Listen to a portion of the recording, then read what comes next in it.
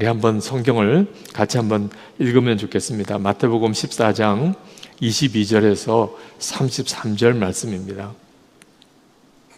마태복음 14장 22절부터 33절입니다. 저와 여러분이 한 절씩 한번 교독하면 좋겠습니다.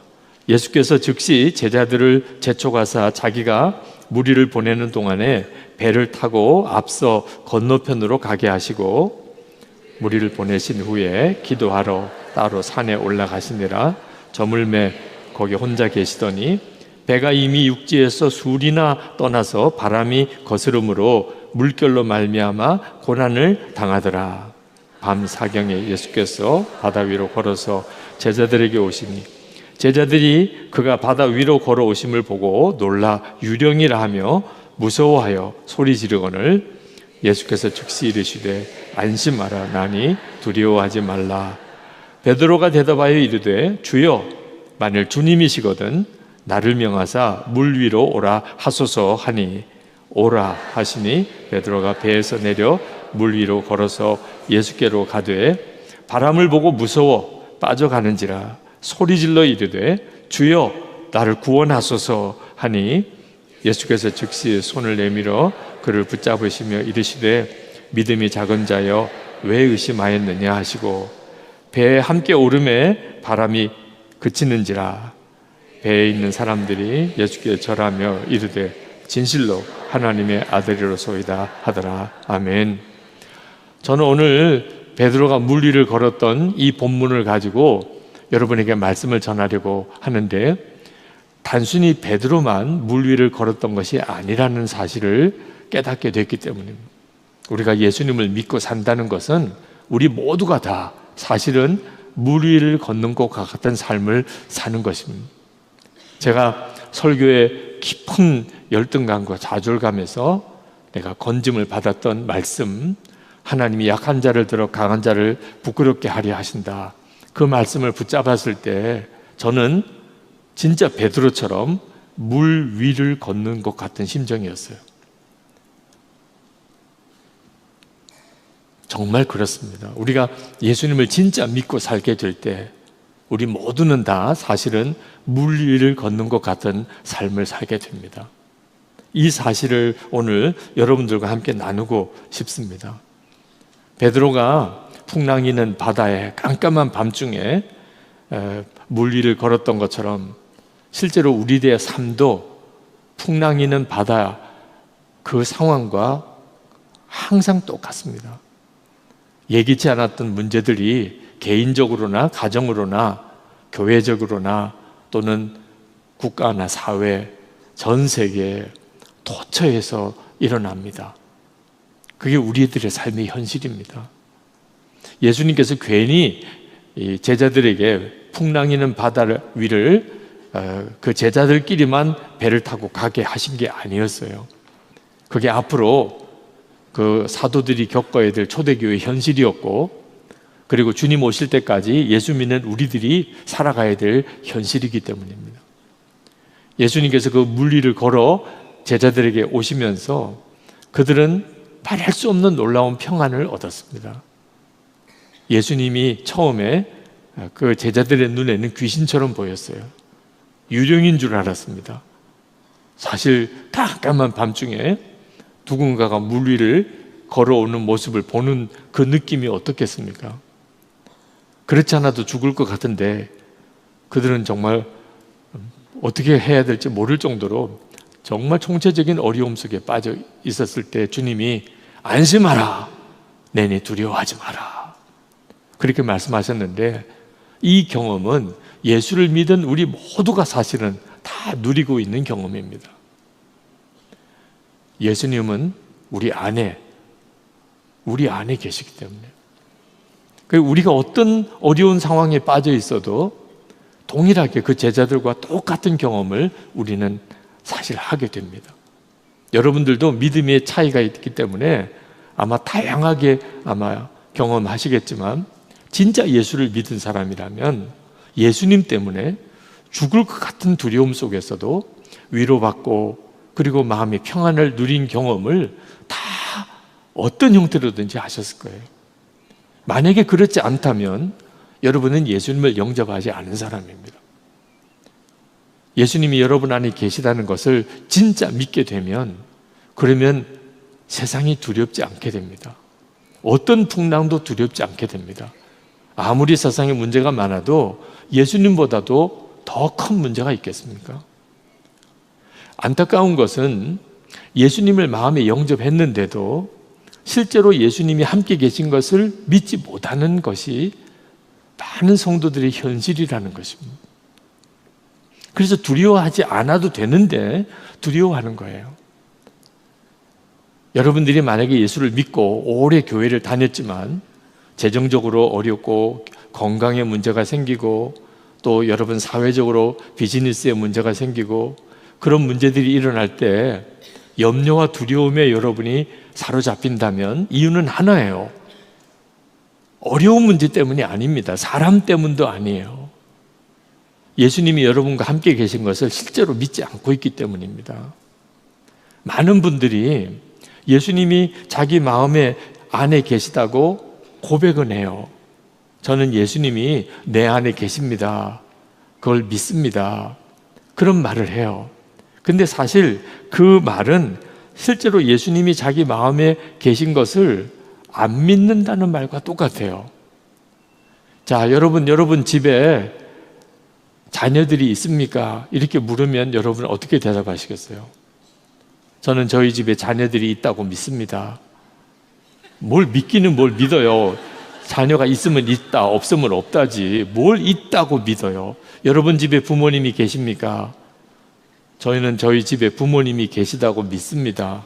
그런 말은 없잖아요. 그죠? 계십니다. 안 계십니다. 이지. 근데 왜 예수님이 마음에 계시다고 하는 것은 계시다고 믿는다고 표현하죠? 실제가 아닌 거예요. 그 믿음이 실제가 아닌 겁니다. 예수님은 눈으로 보이지도 않으시고 주님의 말씀이 귀로도 들리지도 않기 때문에 실제로는 예수님을 전혀 잊어버리고 사는 겁니다. 예수님을 실제로 바라보지 않으니까 풍랑밖에 안 보이는 거예요. 그래서 죽을 것 같은 거예요. 예수를 믿고도 죽을 것 같은 두려움 속에 사로잡혀 있는 것입니다. 제가 감리교 신학대학교에 다닐 때 교수님 중에 미국 선교사님이 한 분 계셨습니다. 박대인 선교사님이죠. 근데 그 선교사님이 지금은 은퇴해서 미국에 와 계신데 은퇴하실 때 그때 이런 말씀을 하셨어요. 자기가 한국에 와서 가장 힘들었던 일 중에 하나가 뭐냐면 한국 사람들을 만나면 잘 알겠습니다. 그런 말을 들을 때라는 거예요. 알았어요. 잘 알았어요. 잘 알겠습니다. 그래서 자기는 진짜 그분이 잘 알아들은 줄 알았대요. 근데 지나고 난 다음에 보면 자기 말대로 전혀 안 하는 거예요. 알았다고 해놓고. 그게 가장 어려웠다고. 그 한국 사람의 그 마음의 심리를 알기가 어려웠다고 그런 말씀 하셨는데 우리가 꼭 하나님의 말씀에 대해서 그렇게 반응하는 거예요. 우리는 알았어요. 네, 제 안에 계신 걸 믿어요. 그렇게 고백합니다. 예수님 여러분 안에 마음에 계신 걸 믿습니까? 그러면 다 아멘 하세요. 근데 문제는 실제로는 전혀 예수님이 마음에 계신 것 같지 않게 사는 거예요. 예수님의 마음에 계시면 그럴 수가 없는 삶을 사는 거예요. 많은 분들이 예수를 믿어도 삶은 안 바뀐다고 탄식을 해요. 그건 말도 안 되는 거예요. 여러분, 여러분의 교회에 담임 목사님을 모시고 살면 어떻겠습니까? 아마 머리에 쥐가 나는 분들이 있으실 거예요. 신방 오시는 건 좋은데 오셔서 축복해 주시고 예배 드려 주시는 건 참 좋은데 담임 목사님을 모시고 살라. 도대체 어느 방에 모시고 또 식사는 또 어떻게 해드리고 세상에 담임 목사님 모시고 살면 불편한 게 한둘이 아닐 거예요. 근데 분명한 것은 담임 목사님 모시고 살면 집안 분위기가 완전히 달라질 거라는 건 분명해요. 하여튼 매일 예배 드리지 않겠어요. 그죠? 이제 텔레비는 끝났어요. 드라마 끝이에요. 부부싸움 못해요. 애들에게 소리 못 질러요.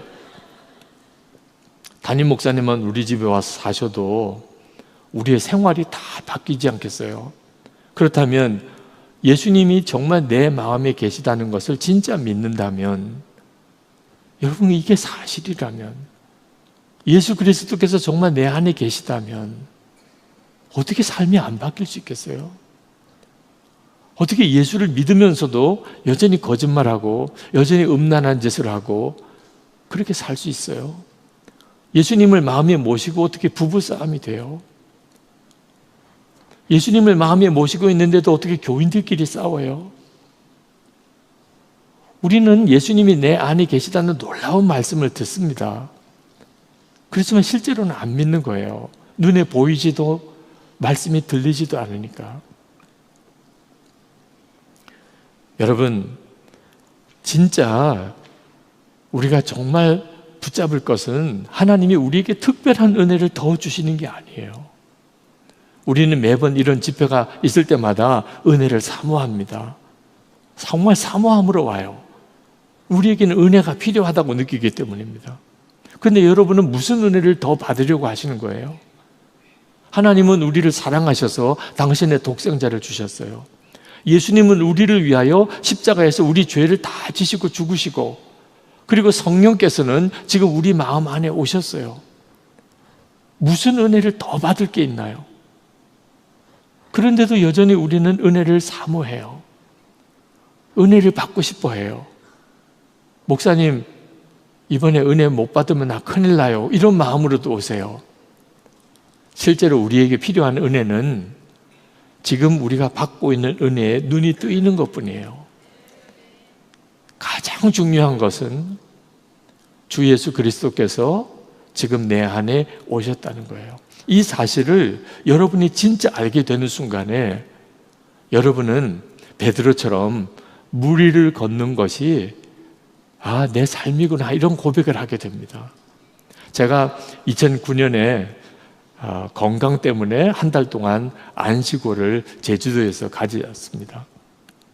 건강의 회복을 위해서 교회가 한 달을 쉬게 해 주었어요. 근데 그 한 달 동안 무엇을 해야 하나 하고 하나님께 기도할 때 하나님께서 저에게 말씀하신 것이 주 예수님만 바라보고 한 달을 살으라는 거예요. 그 말씀은 저를 너무나 당황하게 만들었습니다. 예수님만 바라보고 한 달을 사는 건 어떻게 하는 거지? 저는 예수를 믿을 뿐만 아니고 목사예요. 선한목자교회 담임 목사였어요. 그런데 한 달 동안 예수님만 바라보고 살으라는 거예요. 실제로 예수님을 마음에 모시고 산다고 하면서도 눈에 보이지 않고 또 귀에 들리지도 않는 그 주님과 함께 산다는 일은 그때 당시만 해도 저에게는 대단히 곤혹스러운 일이었어요. 이렇게 해도 되는 건가? 이렇게 한 달을 그냥 허비해 버릴 수도 있잖아요. 어떻게 하라는 거지? 보이지도 않는 주님을 어떻게 바라보라는 거예요? 들리지도 않는 주님의 음성을 어떻게 들으라는 거예요? 그러나 너무 강한 성령의 감동이었기 때문에 한 달 동안 제 아내와 함께 주님만 바라보기로 했습니다. 그리고 저녁에는 일기를 쓰는 거예요. 아침에 눈을 뜰 때부터 주님, 저와 함께 계십니까? 눈에는 안 보이지만 저와 함께 계신 것이 분명하니까 주님을 부르고 하루를 시작합니다. 주님께서 저에게 뭐라고 말씀하시는 것 같으면 아내와 같이 의견을 나누고 같은 마음을 주시면 그 일을 하는 거예요. 주님이 나에게 뭐라고 말씀하는 것 같지 않으면 그냥 자는 거예요. 주일이면 어느 교회를 가야 될지 주님이 이끌어 주실 것을 믿고 주님께 구하는 거예요. 한 달을 그렇게 살았습니다. 그리고 매일 저녁에 오늘 내가 얼마나 주님을 바라보고 주님을 생각했으며 오늘 주님이 나를 인도하셨다고 생각하는 게 뭐였는지, 말씀에서 어떤 은혜를 주셨는지 그걸 저녁에 기록을 했어요. 한 달을 그렇게 살았어요. 한 달을 살고 난 다음에 교회로 돌아오는데 제 안에 변화된 것이 있다는 것이 깨달아졌어요. 그것은 예수님께서 제 안에 거하시는 것이 믿어지는 거예요. 여러분, 예수님이 내 안에 계시다고 믿으려고 하는 거하고 믿어지는 거하고는 엄청난 차이가 있는 것입니다. 우리가 예수 예수님과 동행하는 삶을 살아보자고, 매일 일기까지 써보자고 그렇게 하는 이유는 예수님이 내 안에 계시다면 그게 내 진짜 믿음이어야 한다는 거예요. 예수님이 나와 함께 계시는 것이 믿어지는 역사가 있을 때 그건 진짜 믿음이에요. 믿어지는데 어떻게 해요? 예수님이 나와 함께 계시는 게 믿어지니까 말하는 게 달라지기 시작해요. 여러분, 주님이 늘 같이 계신 게 믿어지면 부부 사이에나 또는 자녀들에게나 또는 교우들 사이에서나 모든 말이 달라지기 시작해요. 전에는 아무 생각 없이 했던 말들이 많았어요. 행동도 달라지고 일도 달라져요. 삶이 완전히 바뀌기 시작하는 거예요. 우리가 진짜 예수님을 믿으면 그냥 교회만 다니는 것이 아니고 정말 예수님이 내 안에 거하시고 나도 주님 안에 거하는 삶을 살게 되면 삶이 안 바뀔 수가 없어요. 근데 그때 2009년 한 달 동안 제주도에서 살았던 바로 그때의 제 삶이 뭐냐면 제 삶 속에 주님이 바다 위를 걸어 오시는 것과 같은 경험을 했던 거예요. 주님이 나와 함께 계시구나. 내 안에 정말 계시구나. 그 풍랑이는 배 속에서 두려워하던 제자들이 예수님이시구나. 예수님이시야. 그때 마음의 두려움이 사라지고 그리고 풍랑도 잔잔해지게 된 그때 그 역사가 제 삶 속에 비로소 시작이 된 것입니다. 그리고 성도들에게 예수님과 동행하는 삶을 사는 방법으로 일기를 쓰면서 주님을 동행하는 훈련을 해보시라고 권하기 시작한 거예요. 그게 예수 동행 운동입니다. 그런데 오늘 말씀 속에서 우리가 하나 더 주목하고 싶은 게 있습니다. 그것은 예수님이 풍랑이는 바다를 걸어오시면서 제자들의 마음의 두려움을 다 제해 주시고 풍랑도 잔잔하게 해주시기 전에 베드로가 중요한 일을 하나 했습니다. 그게 뭐냐면 예수님, 물 위를 걸어오시는 주님이 정말 주님이시라면 나도 이 물 위를 걷게 해 주옵소서. 그때 예수님께서 베드로의 그 요청을 대단히 기쁘게 생각하셨던 것 같아요. 그래, 오라 하셨어요. 그때 베드로가 물 위로 내려섭니다. 야, 정말 어떻게 그럴 수 있었을까 싶을 일을 베드로가 하게 돼요. 그리고 베드로가 실제로 물 위를 걷게 됩니다. 물 위를 걸은 사람이 돼요. 아마 이 경험은 그 이후에 베드로의 인생 전체를 바꾸었을 거예요.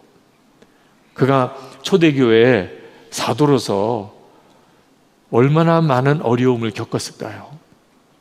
그때마다 자기가 그 밤에 풍랑이는 바다 위를 실제로 주님을 바라보며 걸었던 그 느낌을 베드로는 잊을 수가 없었을 거예요. 그리고 어떤 상황이 닥쳐올지라도 그건 두려움이 없었을 거예요. 이 일이 오늘 우리에게 너무나 큰 도전이 되는 것입니다. 여러분은 예수님의 비서가 되고 싶으십니까? 만약에 예수님께서 비서가 필요하다, 누가 내 비서가 되어주겠냐 하신다면 아마 여기에 계신 여러분 모두가 다 자원하실 것입니다. 제가 하겠습니다. 아마 다 그렇게 하실 거예요. 예수님과 늘 같이 다니면서 주님이 하시는 일을 따라하고 주님이 무슨 심부름을 시키면 그 심부름을 감당하고 예수님이 하시는 놀라운 일들을 그 현장에서 경험해 보는 그런 정말 너무나 놀라운 자리가 아니겠어요? 그런데 여러분 아십니까? 우리 모두에게 허락된 은혜예요. 예수님의 비서가 되는 일. 왜냐하면 그 예수님은 지금 우리 안에 와 계시기 때문이에요. 예수님이 우리 안에 와 계세요. 그러니까 우리가 예수님의 비서의 일을 할 수 있는 모든 자격을 다 갖추었습니다. 단 하나가 필요해요. 그래서 예수님이 나와 함께 계시니까 내 마음이 편안하다, 두렵지가 않다, 이런 정도에서 끝나는 게 아니어야 한다는 거예요. 왜냐하면 주님은 내 안에 오셨지만 그냥 가만히 계시려고 오신 게 아니에요. 여러분 안에 오신 주님을 아십니까? 지금도 믿어지지 않는 분이 있으십니까? 오늘 이 집회에 오신 것, 누가 여러분을 오늘 여기 오게 하셨습니까? 이 집회에 와야 되겠다는 생각을 도대체 누가 여러분에게 주셨다고 생각하십니까? 하나님께서 여러분을 이끌지 않았다면 오늘 여러분은 여기에 오실 수 없었을 거예요. 예수님이 여러분 안에 계시고 역사하지 않으신다면 오늘 여기에 나와 있는 여러분을 설명할 방법이 없어요. 여러분이 아셔야 합니다. 여러분이 그냥 예수 믿으신 분이 아니세요. 주님이 여러분 속에서 여러분을 이끄세요. 그러니까 예수님이 내 안에 계시다는 것으로만 만족할 수가 없는 거예요, 우리는. 주님은 나를 통해서 뭔가를 하시기를 원하세요. 우리에게도 베드로처럼 정말 주님이시거든. 나도 물 위를 걸어오게 하소서. 그런 요청이 우리에게 있어야 합니다. 그리고 주님이 오라 하시면 우리도 즉각 순종할 수 있는 순종이 있어야 합니다. 이것이 물 위를 걷는 성도의 삶이에요. 이건 정말 참 놀라운 것입니다. 제가 처음 병든 환자를 위해서 기도할 때 그때 저에게는 굉장한 갈등이 있었어요. 내가 이렇게 예수님의 이름으로 주님, 이 환자가 고침을 받게 해주십시오. 그렇게 기도하는 것이 저에게는 굉장히 두려웠어요. 만약에 안 고쳐지면 어떡해요? 얼마나 창피한 일이에요. 그냥 혼자서 조용히 하나님, 저 권사님이 고침받게 해주세요. 누구도 몰라요. 제가 그렇게 기도했는지. 그냥 그렇게 기도하면 혹 안 고쳐져도 부끄럽지는 않잖아요. 하나님이 안 고쳐주셨나 보다. 근데 사람들이 다 보는 앞에서 그 사람을 위해서 기도하면 그러면 하나님이 정말 고쳐주시면 너무나 할렐루야지만 안 고쳐주시면 어떡하냐 말이에요. 환자를 위해서 처음 기도하는 일이 저에게는 굉장히 두려운 일이었어요. 그때 하나님께서 저에게 말씀하셨어요. 고치는 것은 네가 아니고 나다 하는 거예요. 너는 그저 내 이름으로 그 환자를 위해서 손을 얹기만 하라는 거예요. 목사로서 성도들이 몸이 아플 때 하나님께서 그를 고쳐주시기를 기도하는 것도 물 위를 걷는 순종이 필요한 일이었어요. 그리고 그때부터 주님께서 정말 놀라웠게 병든 이들을 고치시는 경험을 하게 됐어요. 만약에 제가 그 순종의 기도를 하지 않았다면 아마 저는 그런 경험을 할 수 없었을 거예요. 지금 여러분 안에 와 계신 예수님께서는 똑같은 형태로 여러분들에게 여러분을 이끄시고 계세요. 여러분, 물 위를 걷는 것은 정말 놀라운 일이죠.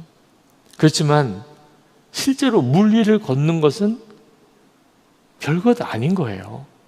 만약에 여러분이 물 위를 걷는 실제로 물 위를 걷는 사람이라고 한다면 아마 마술 쇼 같은 데나 나가겠죠. 아마 꽤 인기는 있을 거예요. 여러분이 물 위를 걷는 모습을 보면 사람들이 다 놀래기도 하고 사람들이 그걸 보고 환호성도 지르고 하겠죠. 그렇지만 그 물 위를 걷는 것이 여러분을 진정으로 행복하게 해줄 수 있습니까? 여러분의 삶을 구원해 줄 수 있는 거예요.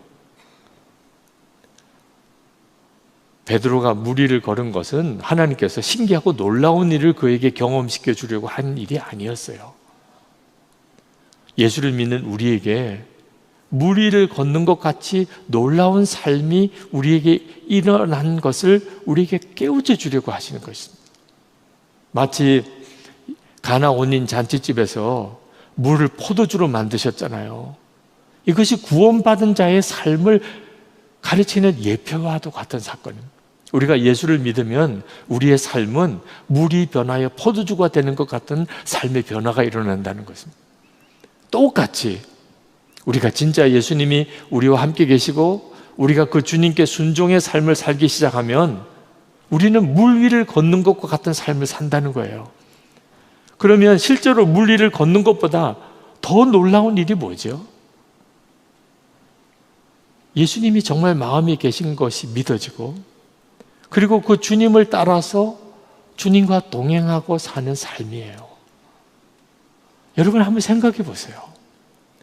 진짜 예수님께서 여러분의 마음에 오시고 여러분이 그 주님과 이 미국의 수도인 워싱턴 DC에서 예수님과 함께 동행하고 산다는 것, 무리를 걷는 것과 비교할 수 없이 놀라운 일이잖아요.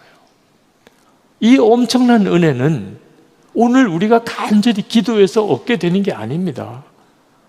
여러분이 예수님을 영접할 때 이미 여러분에게 허락된 은혜예요. 여러분이 그 사실을 진짜 믿느냐 하는 거예요. 예수님이 여러분 안에 오셨다는 사실이 얼마나 놀랍게 느껴지십니까? 하나님, 나 아무것도 더 이상 필요하지 않아요. 주님이 내 안에 오셨으니 주님, 나는 충분해요. 하나님, 이제는 만족해요. 이제는 저는 주님만 따라갈 것이에요. 여러분은 실제로 그런 믿음을 가지고 있습니까? 바로 그것이 중요한 거예요. 그러면 여러분들의 삶은 실제로 무리를 걷는 놀라운 체험을 하는 것과 같습니다. 여러분이 이제는 주님을 따라 주님께 온전히 순종의 걸음을 걷는다는 것은 굉장히 모험적인 일이에요.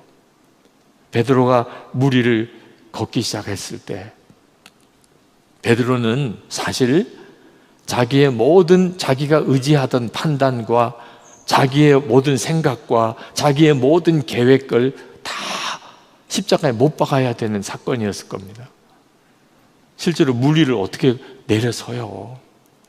그런데 주님이 나를 부르시니까 오직 그거 하나 바라보고 무리를 걸었던 거예요. 우리가 만약에 이런 믿음의 도전을 하게 된다면 어려운 일을 만나게도 됩니다. 여러분이 무리를 걷는 삶은 실제로 베드로가 물속에 빠져든 것과 같은 그런 실패를 경험하는 일이 여러분에게 일어난다는 의미이기도 해요. 실제로 베드로는 무리를 걸었지만 바람 소리를 듣고 갑자기 두려움이 몰려옵니다. 그리고는 물속에 확 빠져들어가요. 제가 사이트 앤 사운드 뮤지컬을 지저스라고 하는 뮤지컬을 볼 때 그때 그 장면이 나오더라고요. 그 뮤지컬 포스터에 물속에 빠진 베드로가 예수님의 손을 붙잡고 그 물에서 건짐받는 그 장면이 있는 것을 제가 캡처한 적이 있습니다. 여러분이 지금 화면에서 보는 바로 저 장면이에요. 물속에 빠져들었던 베드로가 예수님의 손을 붙잡고 물속에서 일어나는 것을 저렇게 그려놓은 그림입니다. 실제로 이런 일들을 경험하게 됩니다. 그래서 많은 분들이 예수님께 순종해서 나도 무리를 걷게 하소서 이런 도전을 감히 안 하려고 하는 거예요. 물속에 빠지는 것이 무서워서. 그러니까 실제로 무리를 걸은 경험도 한 번도 해보지 못하는 것입니다. 우리가 예수님과 함께 순종의 길을 가기 시작하면 풍랑 속에 빠져드는 것 같은 그런 어려운 일을 만나게도 돼요.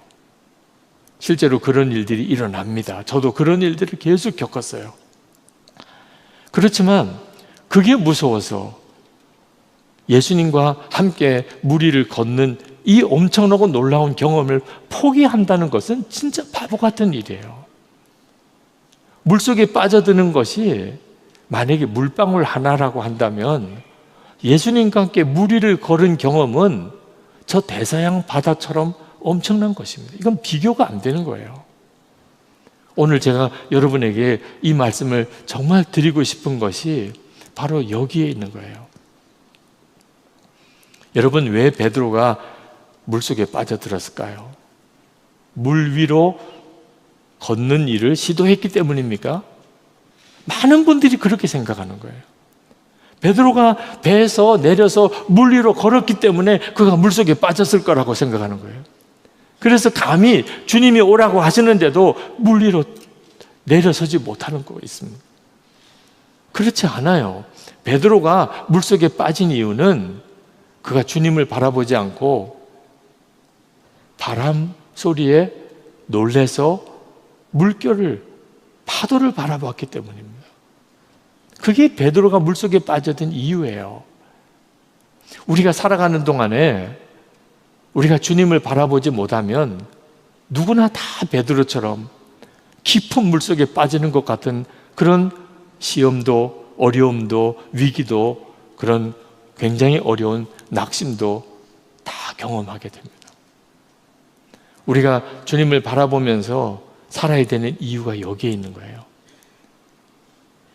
언제 어디서든지 주님을 바라보는 눈을 떠야 하는 것입니다. 그때 우리가 무리를 걷는 놀라운 삶을 살게 돼요. 제가 선한목자교회 부임에 갔을 때 20년 전입니다.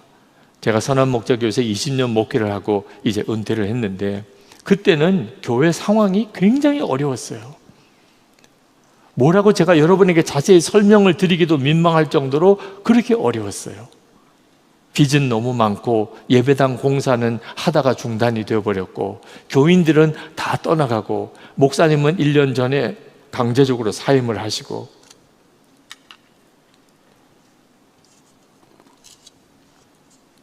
그런데 그 교회에서 저를 담임 목사로 청병을 해온 겁니다. 제가 목회를 편안하게 잘하고 있었어요. 임재가 없는데 저를 부른 게 아닙니다. 저는 처음에는 아주 기가 막혔어요. 왜 나에게 오라고 하지?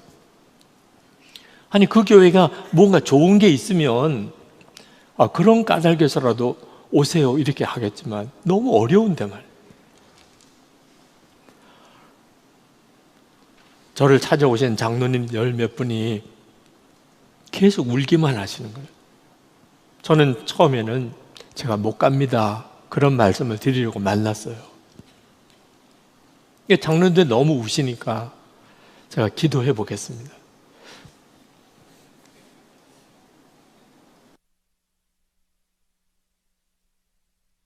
기도하겠다는 약속을 드렸어요. 그리고 기도를 했습니다. 근데 하나님께서 저에게 왜 그 교회를 안 가야 되는가를 물으시는 것 같아요.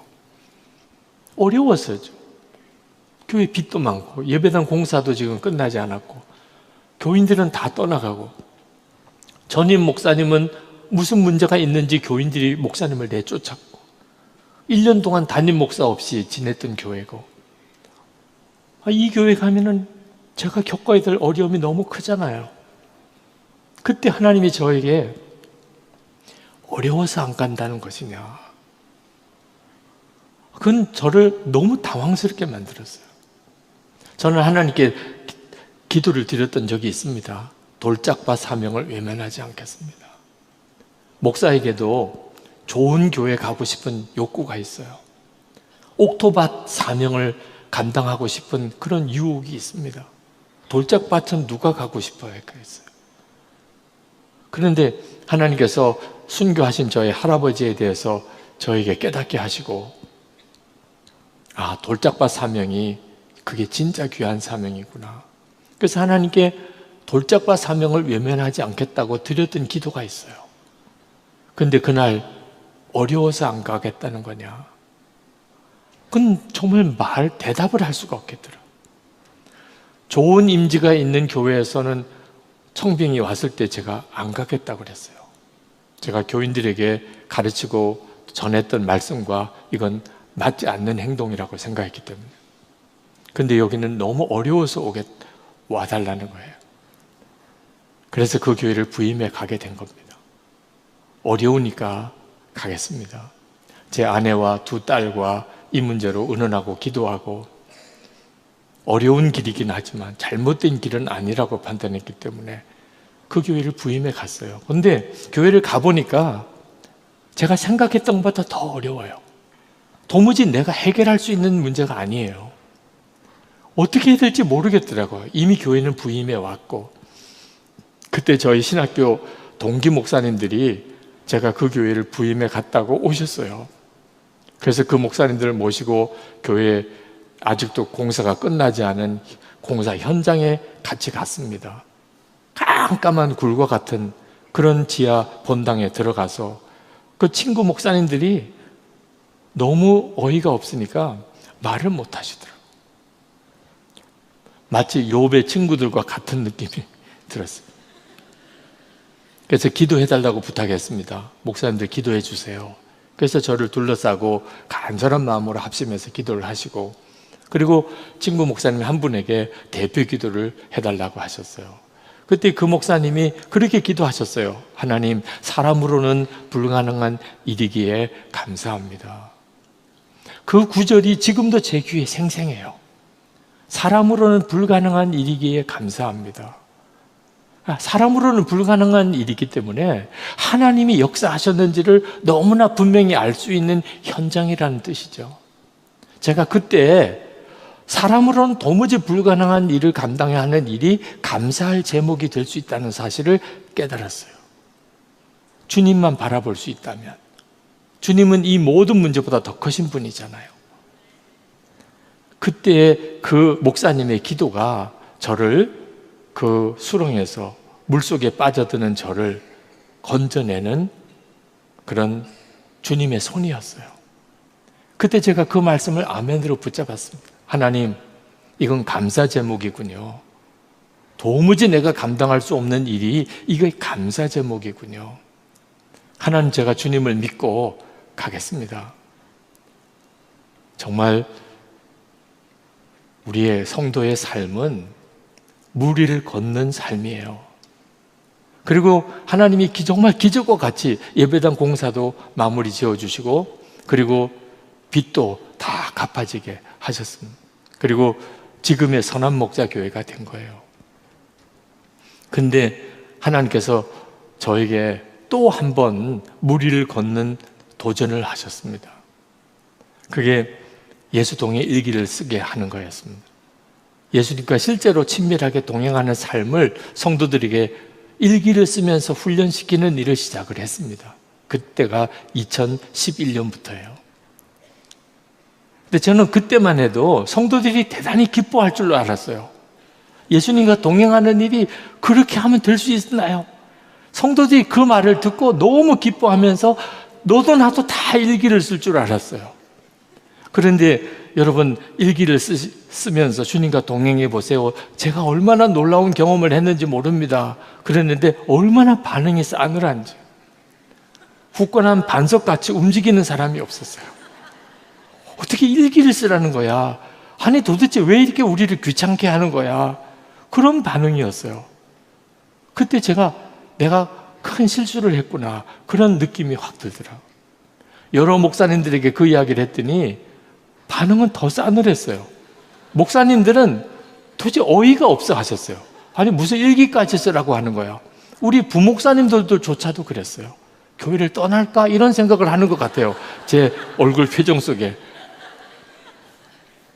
그때 제 마음속에 내가 큰 실수를 한 모양이다. 내가 이대로만 가면 그냥 목회 잘 마무리할 수 있었을 텐데 괜히 일기를 쓰자고 해서 이렇게 엄청난 일을 내가 저질러 놓고 이제는 안 하자고 할 수도 없고 너무 난감했습니다. 그때 더 결정적인 것은 제가 하나님께 기도하는데 하나님께서 너 실패할 거다, 그런 말씀을 주신 거예요. 기절하는 줄 알았어요.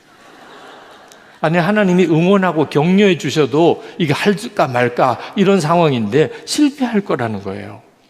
이제는 접어야 되겠구나. 교인들에게 사과하고 죄송하다 그러고 이제 끝내야 되는 거구나, 이런 생각이 들었는데 주님이 또 물으셨어요. 너가 실패할 거기 때문에 안 할 거냐 그러셨어요. 이건 또 무슨 질문이죠? 아니 실패할 걸 왜 해요? 안 되는 걸 왜 하냐 말이에요. 근데 주님은 너 실패할 거기 때문에 안 할 거냐 하시더라고요. 혼란스러웠어요. 근데 그때 마음속에 뭔가가 아주 번개같이 제 마음에 생각나게 하는 것이 있었는데, 실패해도 가야 될 길이 있는 모양이구나. 실패해도 가야 될 길이 있는 모양이다. 그리고는 정말 너무나 놀랍게 깨달아지는 겁니다. 만약에 스데반 집사가 부활의 주님을 전하다가 돌에 맞아 죽었는데 스데반 집사로서는 실패잖아요. 예수님 부활하셨다고 전하다가 돌에 맞아 죽었어요. 아니 그러면 누가 부활의 주님을 전할 수 있겠어요? 스데반은 이 꼴이 뭐예요 도대체? 그러면 스데반 집사는 실패자인가요? 아니잖아요.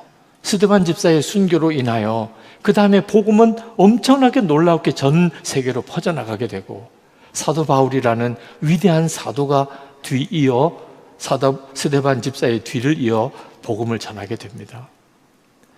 우리 주님으로서는 대성공이죠. 스데반 집사는 실패한 것 같지만 주님은 성공하셨죠. 아, 그렇구나. 예수님과 동행하는 삶을 살아보세요. 매일 일기를 쓰면서 주님과 한번 동행하는 삶을 매일 점검하며 살아보세요. 제가 이렇게 외치다가 제가 죽을 때까지 열매가 없을 수 있어요. 그러면 실패인가요? 그 뒤에 100년 뒤에 300년 뒤에 주님과 동행하는 성도들이 일어나고 주님과 동행하는 교회들이 일어나게 된다면 우리 주님은 성공이죠. 저는 실패할지 몰라도 우리 주님은 성공이죠. 그러면 가야 되는 거죠. 내가 실패할 거냐 실패하지 않을 거냐가 중요한 게 아니고 이것이 주님이 기뻐하는 길이냐, 주님이 정말 나에게 하라고 명령하신 것이냐, 그게 중요한 거잖아요. 그래서 주님, 실패할지라도 저는 끝까지 가겠습니다. 그 기도를 드리는데 얼마나 눈물이 쏟아졌는지 몰라요. 실패하는 길을 가겠다고 결단하는 일이 얼마나 제 마음을 그렇게 애통하게 하는지. 그런데 지난 13년 여러분 중에는 일기를 쓰시는 분도 계시고 예수 동행 운동에 대해서 이렇게 저렇게 들으신 분도 계시고 그렇게 아마 오늘 이 자리에도 오셨을 거예요. 13년 지난 다음에 지금 한국에 또 전 세계에 예수님과 동행하는 일에 대한 갈망을 가진 목회자와 성도들이 너무너무 많이 생겼어요. 지금 예수 동행 집회를 한국에서 계속 지금 대만에서 지난달에 이번 달에 미국에서 해요. 저는 지금 도대체 주님이 왜 실패한다고 하셨을까? 그게 의아할 정도예요. 그런데 아, 그렇구나. 실패한다고 할지라도 제가 가겠습니다. 그렇게 결단을 했기 때문에 그동안에 예수님과 동행합시다. 여러분 일기도 써보세요. 그렇게 외치고 다녔을 때 반응이 없었어요.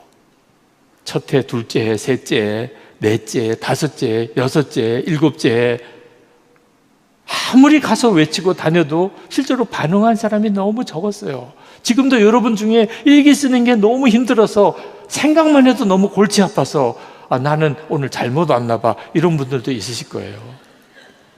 일기를 쓰는 것이 얼마나 큰 장벽이고 또 그 일기를 나누고 산다는 게 이건 더 기절할 것처럼 받아들이시더라고요. 그런데도 계속 할 수 있었어요. 실패해도 하겠다고 약속드렸기 때문에요. 그게 바로 저에게 있어서는 물 위로 내려서는 일이었어요.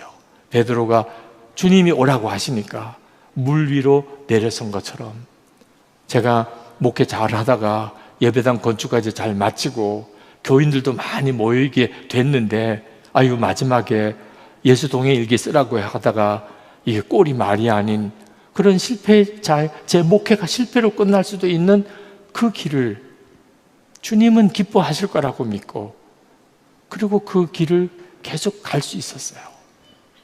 그리고 오늘 여기까지 온 거예요.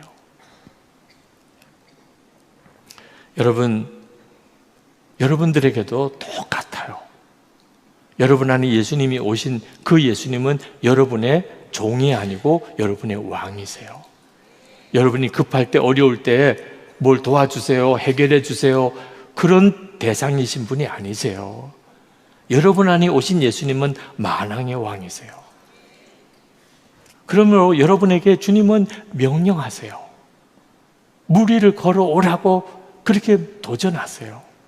여러분이 그 말씀에 순종해서 물 위로 순종하면 여러분은 우리 주님의 역사하시는 차원의 삶을 살아가게 돼요. 우리가 그 은혜를 받은 사람이에요. 예수님을 모시고 사는 거죠. 그러나 여러분이 실제로 예수님에게 물 위로 내려서는 순종을 하지 않았다면 여러분의 삶은 영적으로 굉장히 방황하게 돼요. 예수님은 나와 같이 계신가? 그 자체도 의심이 될 정도로 염려와 두려움 속에 살게 돼요. 어느 집사님이 어린 시절 찢어지게 가난하게 살았어요. 가난 때문에 그가 겪었던 고통과 수모가 말할 수가 없었어요. 그가 미국에 와서 이제는 안정된 생활을 하게 됐습니다. 그리고는 자기 어릴 때 생각이 들었어요. 그래서 조국의 10명의 학생들을 장학생으로 장학금을 주기로 결심을 합니다. 대단하죠. 본인이 어렵게 살아도 다 그렇게 하는 건 아니거든요. 그런데 이제 이분이 은퇴할 때가 되었어요. 이제 한 2, 3년 지나면 은퇴입니다. 마음에 걱정이 돼요. 10명에게 장학금을 계속 줄 수가 없잖아, 은퇴를 하게 되면. 그래서 이제 한 사람 한 사람씩 내가 장학금 주는 것을 이제 줄여야 되겠다, 그런 생각이 들었대요. 그런데 이 말씀을 묵상하다가 깜짝 놀랐어요. 마치 베드로가 물 위를 걷다가 바람 소리를 듣고 그가 바람을 보고 풍랑을 보고 물속에 확 빠져든 것처럼 자기가 지금 그러고 있다는 거예요. 분명히 자기는 조국에 있는 10명의 가난한 학생들에게 내가 그 어린 시절에 그런 어려움을 겪었다면 그들에게 장학금을 주라고 했던 것은 주님의 명령이라고 그는 믿었다는 거예요. 그런데 왜 지금은 은퇴라고 하는 바람 소리를 듣고 너는 그 모든 것을 다 포기하려고 하느냐? 깜짝 놀랐어요. 그리고 다시 주님을 바라보았어요. 주님은 너가 능히 그 일을 할 수 있다. 은퇴라는 바람 소리에 내가 흔들릴 이유가 없다는 거예요. 여러분들에게도 똑같은 일이 이 시간 주님은 여러분 안에서 역사하세요. 저는 오늘 이 시간에 여러분에게 진짜 예수님이 마음에 계시고 그 주님과 동행하는 그런 사람을 저는 찾고 싶은 마음으로 오늘 이 자리에 서 있어요. 이 워싱턴에 사는 우리 한국교회 교민들 여러분 중에 진짜 예수님이 마음이 계신 것을 정말 믿고 그분이 나의 주님이고 나의 왕이시라면 나에게 명령하실 수 있는 분이지, 주님이 오라고 하시는 그 길에 내가 물 위로라도 걸으리라. 여러분은 그 준비가 되어 계신가요? 제가 5월 2일부터 12일까지 대만에서 집회를 했습니다. 대만에 도착하는 첫날 저녁에 잠을 자는데 꿈을 꿨어요. 많은 대만 목회자들과 성도들 앞에서 지금처럼 이렇게 말씀을 전하고 있는 꿈을 꿨습니다. 그런데 그때 제 마음에 얼마나 애통한 마음이 드는지, 엠마오로 가는 두 제자가 예수님과 함께 같이 걸어가면서 대화도 나누면서 그러면서도 여전히 마음은 두렵고 염려에 사로잡혀 있는 그 모습이 대만에 있는 많은 목회자들과 성도들의 모습이더라고요. 여러분들은 예수님이 여러분과 함께 계신 것을 정말 믿으십니까? 정말 믿으신다면 예수님께서 여러분의 삶 속에 역사하실 것에 대한 기대가 생길 것입니다. 여러분이 그 예수님이 오늘도 역사하실 거라는 기대가 있으시면 주님이 말씀하시는 것과 주님이 역사하시는 것이 오늘 깨달아지게 될 것입니다. 그런데 만약 여러분들이 믿지 않는다면, 예수님이 여러분과 함께 계신 것을 실제로 믿지 않는다면 여러분은 오늘 아침에 아무 기대가 없었을 것입니다. 믿지 않으니까. 여러분이 기대하지 않으니까 주님이 말씀하시고 주님이 역사하셨는데도 깨닫지도 보지도 못하고 여전히 두려움과 염려 속에 살고 있는 것입니다. 여러분 안에 계신 주님을 바라보세요. 제가 그렇게 막 간절하게 정말 눈물을 쏟으면서 그렇게 설교를 하다가 깼어요. 깨보니까 꿈이에요. 꿈인데도 그렇게 눈물이 나더라고요. 한동안 그 감정을 억제하기가 어려웠어요. 그래서 제가 대만에 있는 목회자들과 성도들 앞에 서서 말씀을 전할 때 가슴이 막 뛰더라고요. 근데 그때 주님이 저에게 흥분하지 마. 흥분해서 될 문제가 아니야. 주님과 정말 동행하는 사람 10사람을 세우라는 거예요. 10사람은 한 도시를 구원해내는 인원이에요. 10사람. 주님과 동행하는 10사람을 세우라는 거예요. 그러다가 그 다음에 타이페이에 가서 거기서 말씀을 전할 때는 주님께서 정말 예수님의 이름으로 모인 2-3사람을 세우라는 거예요. 2-3사람만 있으면 나도 그들과 함께 있겠다. 대만에 예수님이 함께 계시면 그럼 충분한 거죠. 도대체 예수님이 우리 가운데 거하실 수 있게 하는 조건이 뭡니까? 우리가 지금 소리 질러서 주님, 우리와 함께 계십시오. 우리와 함께 계셔 주십시오. 그렇게 울부짖는다고 주님이 우리와 같이 계신 겁니까? 주님은 약속하셨어요. 너무나 분명하게 두세 사람이 내 이름으로 모인 곳에 나도 그들 가운데 있겠다는 거예요.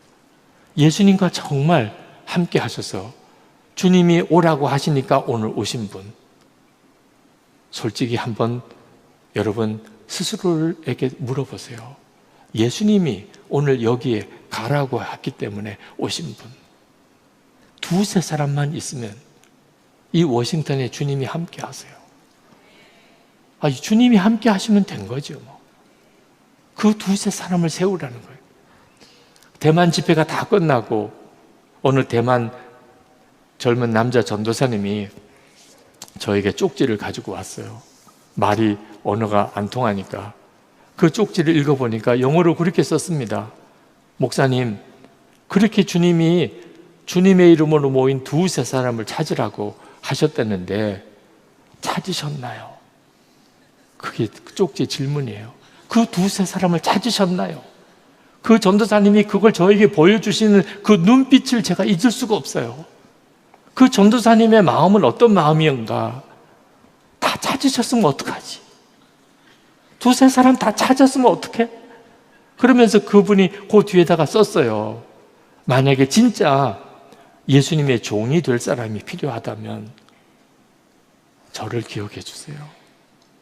저는 24시간 주님과 정말 동행하기를 원합니다. 이제 저는 예수님을 정말 왕으로 모시고 살고 싶습니다. 제가 얼마나 기뻤는지 몰라요. 그런 목사님 한 분이 또 있었어요.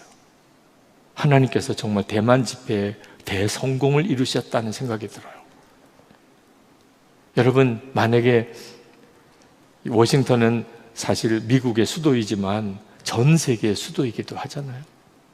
여기서 전 세계의 가장 중요한 일들이 의논되고 결정도 되는 곳이지 않습니까?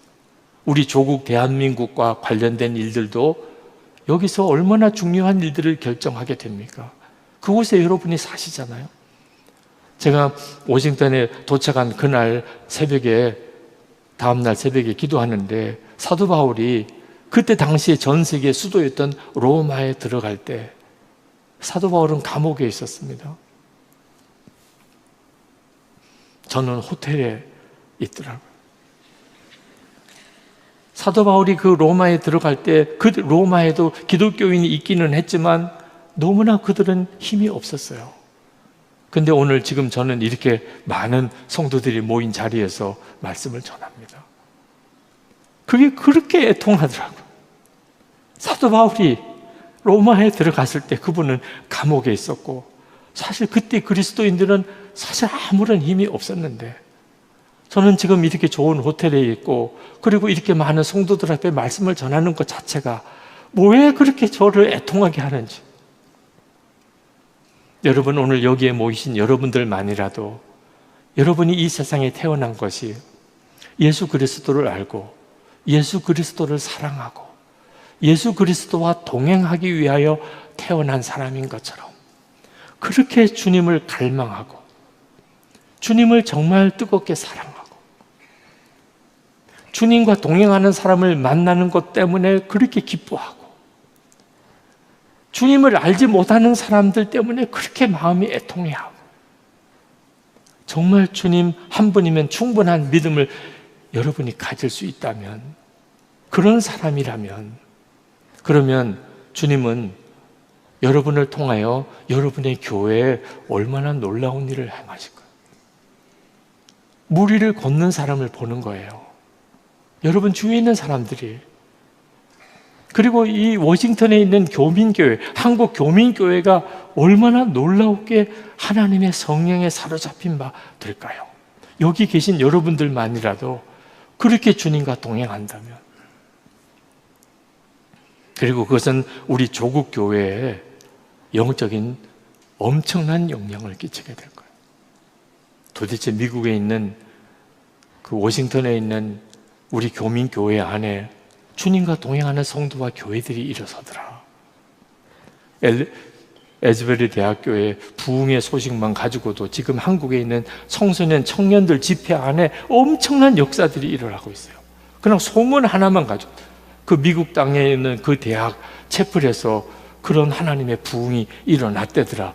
그 소식 하나 가지고 지금 모임마다 다 엄청난 은혜의 사모함이, 하나님이 무언가 놀라운 일을 행하실 것에 대한 간절함이 일어나고 있어요. 오늘 이 자리에 이 모임은 단순히 우리들만의 모임은 아닌 것입니다. 이제 우리 같이 기도하기를 원합니다. 여러분, 오늘 우리가 기도하는 것은 내 안에 주님이 오신 것에 대하여 우리가 정말 분명한 믿음을 갖게 되기를, 그리고 주님, 나도 주님 베드로처럼 물 위를 걷는 그 믿음의 삶을 제가 살기를 원합니다.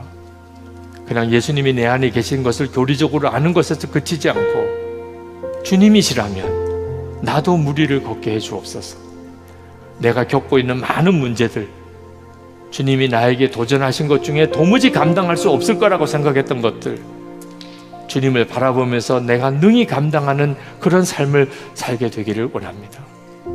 지금 미국 교민교회 안에 하나님의 부흥을 주실 수 있을까요? 여러분은 그것이 믿어지십니까? 여러분의 교회 안에 하나님이 역사하시는 것이 일어나게 될 것이라고 여러분 기대가 되시나요? 주님을 바라보세요. 주님이 못하실 일이 있으시겠습니까? 주님, 저를 사용하십시오. 주님, 저를 쓰십시오. 우리 305장 우리 1절만 같이 부르시고, 그리고 계속해서 우리 믿습니다, 맡깁니다, 우리 찬송하시고 기도하겠습니다.